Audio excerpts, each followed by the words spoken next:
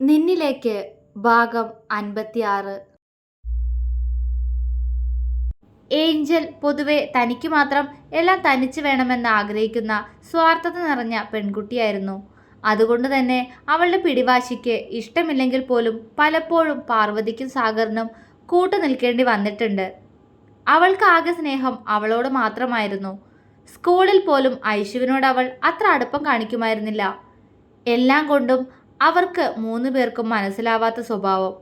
പക്ഷേ ഐശു ഒരു പാവം കുട്ടിയായിരുന്നു. കുറുമ്പിയാണെങ്കിലും അവൾക്ക് എല്ലാവരോടും സ്നേഹമാണ്. പാർവതിയുടെയും സാഗറിൻ്റെയും നടുക്ക് കിടക്കാൻ ഇടയ്ക്ക് അവൾ കൊതിയോടെ ഓടിവരും. അപ്പോഴും സാഗറും പാർവതിയും ഏഞ്ചലിനെയും കൂടെ കൂട്ടാൻ ആഗ്രഹിക്കുമെങ്കിലും അവൾക്ക് അതിനോടൊന്നും താല്പര്യമുണ്ടായിരുന്നില്ല. അങ്ങനെ ദിവസങ്ങൾ മുന്നോട്ടു പോകവേ ശിവ ആ വീട്ടിലെ ഒരു അംഗം തന്നെ ആയി മാറിയിരുന്നു. ഇതുവരെ തനിക്ക് കിട്ടാതെ പോയ ഒരച്ഛൻ്റെയും അമ്മയുടെയും അനിയത്തിയുടെയും സ്നേഹം അവൻ ആവോളം ആസ്വദിച്ചു. പക്ഷെ അപ്പോഴും ഒരനിയത്തിയുടെ സ്വഭാവം അവനിൽ നോവ് പടർത്തി. അറിയുമായിരുന്നില്ല അവന് അവൾക്ക് എന്തുകൊണ്ടാണ് തന്നോട് ഇഷ്ടക്കുറവെന്ന്. പക്ഷേ പോകെ പോകെ അവന് അതിനുള്ള ഉത്തരവും കിട്ടിക്കഴിഞ്ഞിരുന്നു. തനിക്ക് ആരുമില്ലാത്തതാണ് അവളുടെ കുഴപ്പം. താനൊരു അനാഥനായിപ്പോയത്. ഐഷുവും ഏഞ്ചലും കൂടി പഠിക്കുന്ന സ്കൂളിൽ വെച്ച് അവൾ പലതവണ അവൻ അവരുടെ വീട്ടിലെ വേലക്കാരനാണെന്ന് പറഞ്ഞ് അവനെ അപമാനിച്ചിട്ടുണ്ട്. അത് കേൾക്കുമ്പോൾ അവന് സങ്കടം തോന്നുമെങ്കിലും അവൾ കുറച്ചുകൂടി മുതിർന്നാൽ തന്നെ സ്വന്തം ഏട്ടനായി കാണുമെന്നും സ്നേഹിക്കുമെന്നും അവൻ വിശ്വസിച്ചു. വർഷങ്ങൾ പലതും കഴിഞ്ഞു. ശിവ കോളേജിൽ പഠിക്കുന്ന സമയത്തായിരുന്നു അവരുടെ അയൽക്കാരായി ഒരു കുടുംബം വന്നത്. അച്ഛനും അമ്മയും മകനും മാത്രമടങ്ങുന്ന ഒരു ചെറിയ കുടുംബം. പതിയെ ഇരു കുടുംബങ്ങളും തമ്മിൽ ഒരു സ്നേഹബന്ധം ഉടലെടുത്തു.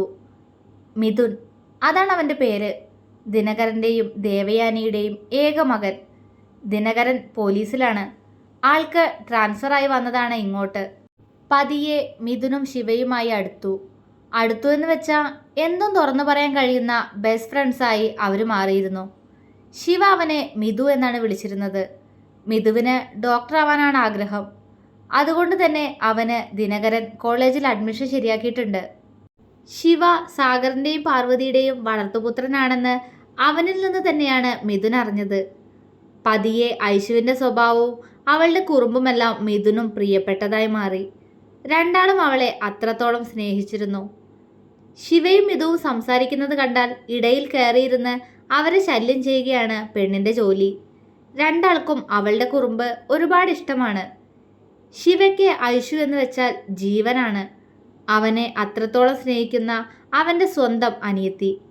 അവളെ ചേർത്ത് പിടിച്ചിരിക്കുമ്പോഴും മുന്നിലെ സെറ്റിയിൽ കയറിയിരുന്ന് ആരെയും ശ്രദ്ധിക്കാതെ ഫോണിൽ നോക്കിയിരിക്കുന്ന ഏഞ്ചലിലായിരിക്കും ശിവയുടെ ശ്രദ്ധ മുഴുവൻ. വർഷങ്ങൾ ഇത്ര പിന്നിട്ടിട്ടും തന്നെ ആ വീട്ടിലൊരു അംഗമായി പോലും കാണാത്തവൾ. എന്നെങ്കിലും അവൾ മാറുമെന്ന് കരുതി അവൻ വാത്സല്യത്തോടെ അവളെ നോക്കിയിരിക്കും. പക്ഷേ അത് കണ്ടിട്ടും കാണാത്തതുപോലെ പുച്ഛത്തോടെ അവളിരിക്കും. എങ്കിലും ആദ്യത്തെ പോലെ അവൾ അവനെ അപമാനിക്കാറോ ദേഷ്യപ്പെടാറോ ഇല്ല. അവനും ഏഞ്ചലും ഐഷുവും ഒരേ കോളേജിലാണ് പഠിക്കുന്നത്.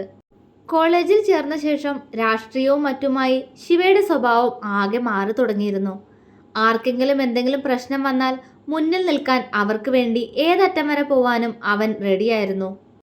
ഒരിക്കൽ എതിർ പാർട്ടിയുമായുണ്ടായ വഴക്കിൽ ശിവ ഒരുത്തൻ്റെ തലയ്ക്ക് ഹോക്കി സ്റ്റിക്ക് വെച്ച് അടിച്ചു. അന്നത് കണ്ടു നിന്നവരുടെ കൂട്ടത്തിൽ ഏഞ്ചലും ഉണ്ടായിരുന്നു. ആദ്യമായി അവൾ അന്ന് കണ്ടു അവൻ്റെ മുഖത്തെ ദേഷ്യം. അന്ന് തൊട്ട് അവൾക്ക് അവനോട് ഒരു ഭയമുണ്ട്. അന്ന് ആ സംഭവം പോലീസ് കേസായെങ്കിലും സാഗർ പണം കൊടുത്ത് ആ പ്രശ്നം പരിഹരിച്ചു. എങ്കിലും അയാളന്ന് ശിവയെ ഒരുപാട് വഴക്ക് പറഞ്ഞു. എല്ലാം കേട്ട് കരഞ്ഞുകൊണ്ട് നിന്ന പാർവതിയെ കെട്ടിപ്പിടിച്ചുകൊണ്ട് ഇനി ഒരിക്കലും അങ്ങനെ ചെയ്യില്ല എന്ന് അവൻ അവർക്ക് വാക്ക് കൊടുത്തു. അത് മതിയായിരുന്നു അവർക്ക് വീണ്ടും അവനെ സ്നേഹം കൊണ്ട് പൊതിയാൻ. സാഗറിൻ്റെ ശിവ അയാളുടെ ഫ്രണ്ടിനെ പോലെ ആയിരുന്നു. ഒരുമിച്ചിരുന്ന് പപ്പയും മോനും ഇടയ്ക്കൊക്കെ കൂടാറുണ്ട്. അന്ന് അവർ ഒരുപാട് സംസാരിക്കും, ചിരിക്കും, പാട്ടുപാടും, അങ്ങനെ. പക്ഷേ ശിവയ്ക്ക് അങ്ങനെ കുടിക്കുന്ന ശീലമൊന്നും ഉണ്ടായിരുന്നില്ല. എങ്കിലും പപ്പയുടെ കൂടെ അവനും ഇരുന്ന് കൊടുക്കും. ഏഞ്ചലിനെ എത്രയൊക്കെ മാറ്റാൻ ശ്രമിച്ചിട്ടും അവളിൽ തന്നെ ഒതുങ്ങിക്കൂടുന്നത് കണ്ട് എല്ലാവർക്കും വേദന തോന്നിയെങ്കിലും അവർക്ക് അവളുടെ കാര്യത്തിൽ ഒന്നും ചെയ്യാൻ കഴിയുമായിരുന്നില്ല. പപ്പയും അമ്മയും ഐഷുവും മാത്രമായി അവളോട് സംസാരിക്കാൻ ഒരുമിച്ചിരുന്നാൽ പോലും അതിന് താല്പര്യമില്ലാതെ ഫോണിൽ നോക്കിയിരിക്കും ഏഞ്ചൽ. ഒരിക്കൽ മിതു അവൾ എന്താണ് ഇങ്ങനെയെന്ന് സാഗറിനോടും ശിവയോടും ചോദിച്ചു. എന്താണെന്ന് അറിയില്ല മിതു, അവൾ അങ്ങനെയാണ്, ആരോടും അധികം മിണ്ടാറില്ല. ശിവയെ ഞങ്ങൾ ഞങ്ങളുടെ മകനായി സ്വീകരിക്കും മുന്നേയും അവൾ ഇങ്ങനെയൊക്കെ തന്നെയായിരുന്നു. പക്ഷെ ഇപ്പോൾ അവൾ ആദ്യത്തേക്കാൾ ഞങ്ങളിൽ നിന്ന് ഒരുപാട് അകന്നു. സാഗർ വേദനയോടെ അവനോട് പറഞ്ഞു. അത് കേട്ട് ശിവ സങ്കടത്തോടെ അയാളുടെ കൈകളിൽ മുറുകെ പിടിച്ചു. ഞാനൊന്ന് ശ്രമിച്ചു നോക്കാം സാഗർ പപ്പ, അവൾക്ക് എന്തെങ്കിലും ഒരു മാറ്റം ഉണ്ടാക്കാൻ ചിലപ്പോൾ എന്നെ കൊണ്ട് കഴിഞ്ഞാലോ? മിതു ശിവയോടും സാഗറിനോടുമായിട്ട് പറഞ്ഞു. ശിവ പെട്ടെന്ന് അവൻ്റെ കൈകൾ കൂട്ടിപ്പിടിച്ചു. എന്നെ അവളൊന്ന് സ്നേഹത്തോടെ നോക്കിയാൽ മാത്രം മതി, അത്രയെങ്കിലും എനിക്ക് ഈ ജന്മത്തിൽ. ശിവയുടെ സ്വരം ഇടറി. മിതു അവൻ്റെ തോളിൽ കൈവച്ചു. എല്ലാം ശരിയാവും ശിവ, നമുക്ക് നോക്കാം, മിതു പറഞ്ഞു. എൻ്റെ ഐഷുമോളെ പോലെ തന്നെയാ അവളും എനിക്ക് എന്തൊരാഗ്രഹമാണെന്നോ ഐഷുവിനെ പോലെ ഏഞ്ചലിനെയും സ്നേഹിക്കാൻ. പക്ഷേ അവളുടെ കണ്ണിൽ ഞാൻ ഇപ്പോഴും എവിടെന്നോ വലിഞ്ഞു കയറി വന്നൊരു തെണ്ടിയാണ്. ശിവയുടെ വാക്കുകൾ സങ്കടത്താൽ മുങ്ങി. എല്ലാം ശരിയാവും, നീ വിഷമിക്കാതിരിക്കെ. അവൻ സാഗറിനും ശിവയ്ക്കും വാക്ക് കൊടുത്തു. പിന്നീട് ഇടയ്ക്കെല്ലാം മിഥുൻ ഏഞ്ചലിനോട് സംസാരിക്കാൻ അവർക്കിടയിലേക്ക് ഇടിച്ചു കയറി ചെല്ലും. ആദ്യമൊക്കെ അവൾ അവനെ ദേഷ്യത്തോടെ നോക്കുമെങ്കിലും പതിയെ അവർക്കിടയിൽ അകൽച്ച കുറഞ്ഞു വരുന്നതും അവൾ അവനോട് പുഞ്ചിരിയോടെ സംസാരിക്കുന്നതും ശിവയും സാഗറും പാർവതിയും അത്ഭുതത്തോടെ കണ്ടു. അങ്ങനെ ആരെയും തൻ്റെ ജീവിതത്തിലേക്ക് അടുപ്പിക്കാതിരിക്കുന്നവൾ ആദ്യമായി മിഥുവിനെ അവളിലേക്ക് അടുപ്പിച്ചു. എപ്പോഴും അവൾ അവനോട് കൂടുതൽ അടുത്തു തുടങ്ങി. ദിവസങ്ങൾ മുന്നോട്ടു പോകവേ ഏഞ്ചൽ എല്ലാവരോടും പുഞ്ചിരിയോടെ സംസാരിക്കാൻ തുടങ്ങി. ഒരിക്കൽ ആദ്യമായി അവൾ ശിവയോടും പുഞ്ചിരിച്ചു. ശിവയുടെ കണ്ണുകളിൽ പകപ്പ് നിറഞ്ഞു. ശിവ, അവൾ വിളിച്ചു. അവൻ്റെ കണ്ണ് നിറഞ്ഞു. ഏഞ്ചൽ, അവൻ ഇടർച്ചയോടെ വിളിച്ചു. അവൾ പെട്ടെന്ന് അവനെ കെട്ടിപ്പിടിച്ചു. ശിവയിൽ നിന്നും കരച്ചിൽ ചീളുകൾ പുറത്തേക്ക് വന്നു. അവൻ്റെ കൈകൾ അവളെ ചേർത്തു പിടിച്ചു. പക്ഷേ അവളുടെ കണ്ണുകളിൽ എന്തോ ഒരു മയക്കം, ഒപ്പം മദ്യത്തിൻ്റെ മണവും. ശിവയുടെ നെറ്റിയൊന്ന് ചുളിഞ്ഞു. എങ്കിലും ആ നിമിഷം അവളെ അത് ചോദിച്ച് ദേഷ്യം പിടിപ്പിക്കാൻ അവൻ ആഗ്രഹിച്ചിരുന്നില്ല. ആദ്യമായി തൻ്റെ അനിയത്തി തൻ്റെ നെഞ്ചോട് ചേർന്ന് നിന്ന സന്തോഷമായിരുന്നു അവനിൽ. ഞാനും കൂടെ, പെട്ടെന്ന് അവർക്കിടയിലേക്ക് ഇടിച്ചു കയറിക്കൊണ്ട് ഐഷു പറഞ്ഞു. ശിവ അവളുടെ മുഖത്തേക്ക് നോക്കി. അവളുടെ കണ്ണുകളിൽ നനവ്. പാവം, എന്നെ ഏഞ്ചൽ അംഗീകരിച്ച് കാണാൻ എന്നേക്കാൾ ഏറെ ആഗ്രഹിച്ചവൾ. അവൻ നിറഞ്ഞ വാത്സല്യത്തോടെ രണ്ടാളെയും ചേർത്ത് പിടിച്ച് അവരുടെ നെറ്റിയിൽ ചുംബിച്ചു. അവനെ ചുറ്റിപ്പിടിച്ച് നിൽക്കുന്ന ഏഞ്ചലിൻ്റെ മുഖത്ത് സന്തോഷമായിരുന്നുവെങ്കിൽ അവരെ മൂന്നാളെയും നോക്കി നിന്ന മിഥുൻ്റെ കണ്ണുകളിൽ അവളോട് അലയടിച്ചത് പ്രണയമായിരുന്നു. മിഥുൻ്റെ കണ്ണുകൾ അവളിൽ മാത്രമായി കുരുങ്ങിക്കിടക്കുന്നു, ഏഞ്ചലിൽ മാത്രം. ശിവയെ ചുറ്റിപ്പിടിച്ചുകൊണ്ട് തന്നെ അവൾ മിഥുനെ നോക്കി കുറുമ്പോടെ ചിരിച്ചു. അത് കണ്ട് മിഥുൻ്റെ കണ്ണുകൾ ഒന്നുകൂടി വിടർന്നു. അന്ന് രാത്രിയിൽ മൂന്നാളും ഒരുമിച്ചിരുന്ന് ഒരുപാട് സംസാരിച്ചു. അതെല്ലാം കണ്ടുകൊണ്ട് അവരെ നോക്കി നിറഞ്ഞ സന്തോഷത്തോടെ മിഥുനിരുന്നപ്പോൾ ഒരിക്കലും നടക്കില്ല എന്ന് കരുതിയ നിമിഷം നേരിൽ കണ്ട സന്തോഷത്തിൽ പാർവതിയുടെയും സാഗറിൻ്റെയും കണ്ണുകൾ നിറഞ്ഞു. ഐഷുവും ഏഞ്ചലും മിഥുനോടും ശിവയോടും ഓരോ കുറുമ്പ് കാണിക്കുമ്പോഴും ഇന്നോളം തനിക്ക് അന്യമായിരുന്ന ഒരു അനിയത്തിയുടെ കൂടെ സ്നേഹം തന്നിലേക്ക് വന്നണഞ്ഞ ആഹ്ലാദത്തോടെ അവൻ മിഥുനെ നോക്കി. പക്ഷേ അവൻ്റെ കണ്ണുകൾ ഏഞ്ചലിൽ മാത്രമായി തങ്ങി നിൽക്കുന്നു. അത് ഐഷുവും ശിവയും വ്യക്തമായി കണ്ടു. പതിയെ രണ്ടാളുടെയും ചുണ്ടിൽ ഒരു ചിരി മിന്നി. അതേ ചിരിയോടെ ഐഷു ശിവയെ നോക്കി കണ്ണിറുക്കി. ആരെന്തൊക്കെ പറഞ്ഞാലും ശരി, ഞാൻ അയാളെ മാത്രമേ വിവാഹം കഴിക്കൂ, അവൾ അലറിക്കൊണ്ട് പറഞ്ഞു. ഏഞ്ചൽ, നീ വെറുതെ വാശി പിടിക്കരുത്, ഈ വിവാഹം ഒരിക്കലും നടക്കില്ല, ശിവ അവളോട് അതിനേക്കാൾ ഉറക്കെ പറഞ്ഞു. അവൾ അവനെ ദേഷ്യത്തോടെ നോക്കി. നീ അവനെ എത്രയൊക്കെ ദേഷ്യത്തോടെ നോക്കിയിട്ട് കാര്യമില്ല ഏഞ്ചൽ, ഈ വിവാഹം നടക്കില്ല. അവനെപ്പോലെ മദ്യോ പെണ്ണായിട്ട് നടക്കുന്ന ഒരുവന് കെട്ടിച്ചു കൊടുക്കില്ല ഞങ്ങൾ നിന്നെ, സാഗർ അവളോട് ഗൗരവത്തോടെ പറഞ്ഞു. അതിന് നിങ്ങളുടെയും പിന്നെ ഇവൻ്റെയും സമ്മതം ആർക്ക് വേണം? ഏഞ്ചൽ വെറുപ്പോടെ ശിവയ്ക്ക് നേരെ വിരൽ ചൂണ്ടി. ശിവ അവളെ വേദനയോടെ നോക്കി. അത് കണ്ട് അവൾ പുച്ഛിച്ചു. ഏഞ്ചൽ, നിനക്ക് തന്ന ഭ്രാന്ത് പിടിച്ചോ? നമ്മുടെ ഏട്ടനാണിത്, ഒതുക്കി വെച്ചോ നിന്റെ നാക്ക്. ഐഷുവിന് ശരിക്കും ദേഷ്യം വരുന്നുണ്ടായിരുന്നു. നീ ആരാടി എന്നോട് പറയാൻ? ഒരേട്ടൻ, ഇവനോ? ഇവൻ എൻ്റെ ആരുമല്ല, തെരുവിൽ കടന്നിരുന്ന വെറും ഒരു പട്ടി, അതുമാത്രം എനിക്കിവൻ, അവൾ ദേഷ്യത്തോടെ പറഞ്ഞു. ശിവ ഉള്ളിലെ സങ്കടം ഒതുക്കിക്കൊണ്ട് അവളെ തുറച്ചു നോക്കി. അടുത്ത നിമിഷം പാർവതിയുടെ കൈ അവളുടെ കവിളിൽ പതിഞ്ഞു കഴിഞ്ഞിരുന്നു. എല്ലാവരും ഒരു നിമിഷം ഞെട്ടിപ്പോയി.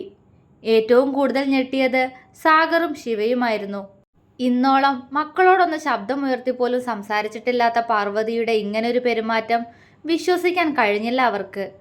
പാർവതി കണ്ണു നിറച്ചുകൊണ്ട് ഏഞ്ചലിനെ നോക്കി. അവൾ കവിളിൽ കൈവച്ചുകൊണ്ട് അവരുടെ മുഖത്തേക്ക് ദേഷ്യത്തോടെ നോക്കുന്നുണ്ട്. നിന്നെപ്പോലൊരു വിഷസർപ്പത്തെ തന്നെ പ്രസവിച്ചല്ലോടി ഞാൻ. അവർ കരഞ്ഞുകൊണ്ട് അവളെ തലങ്ങും വിലങ്ങും അടിക്കാൻ തുടങ്ങി. അമ്മേ, എന്താ ഇത്? ശിവ പെട്ടെന്ന് അവരെ പിടിച്ചു വെച്ചു. പാർവതി അവൻ്റെ കൈ തട്ടിയെറിഞ്ഞുകൊണ്ട് അവൻ്റെ കരണം നോക്കിയൊന്ന് കൊടുത്തു. ശിവ അവരുടെ മുഖത്തേക്ക് വേദനയോടെ നോക്കി. അത് കണ്ട് പാർവതി ശിവയെ കെട്ടിപ്പിടിച്ച് പൊട്ടിക്കരഞ്ഞു. കരയടാ, ഇപ്പോഴെങ്കിലും നീയൊന്ന് കരയേ. എന്തിനാ എല്ലാം സഹിച്ചു നിൽക്കുന്നേ? നിനക്ക് നോവുന്നില്ലേ?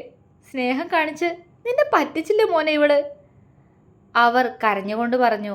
ആ നിമിഷം ഒതുക്കി വെച്ചിരുന്ന ശിവയുടെ കണ്ണുനീർ അവരുടെ തോളിൽ പതിച്ചു.